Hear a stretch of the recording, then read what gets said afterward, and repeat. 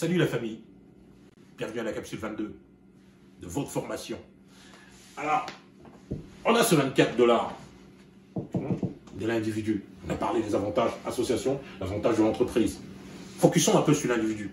Qu'est-ce qu'on a comme avantage d'être individu au sein du Conseil panafricain? Bon, on se regroupe déjà dans cette réalité-là, qui est de valoriser la culture afrodescendante, l'histoire des afrodescendants, la richesse de cette culture-là, au sein, justement, d'une richesse nord-américaine, québécoise. Alors, quand on a la connaissance de cette culture, quand on regroupe toutes ces cultures, et qu'en plus, on peut partager la réalité de toutes ces cultures-là ensemble, ben on crée ici une belle dynamique, non? On crée ici un réseau de gens qui peuvent échanger culturellement, économiquement.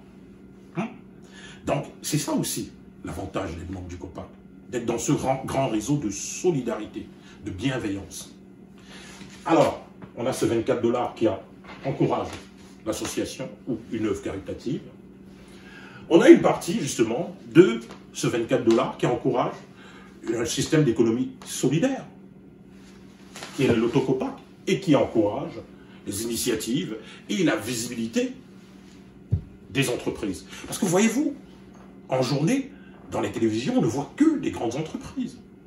Comment on a cette forme d'initiative qui nous pousse, quelquefois, à aller voir ce que fabrique un petit commerçant, et ce n'est pas péjoratif. Alors, quand on a le Loto COPAC, ça nous permet, lorsqu'on a gagné, parce que l'équipe du COPAC vous appelle, lorsque les tirages sont faits sur le COPAC Média, il vous dit, voilà, vous êtes gagnant d'un montant significatif que vous devez dépenser. Alors, ça vous amène à découvrir ces entreprises, à découvrir ce que toute la société au complet a à offrir. C'est ça aussi, ces avantages-là.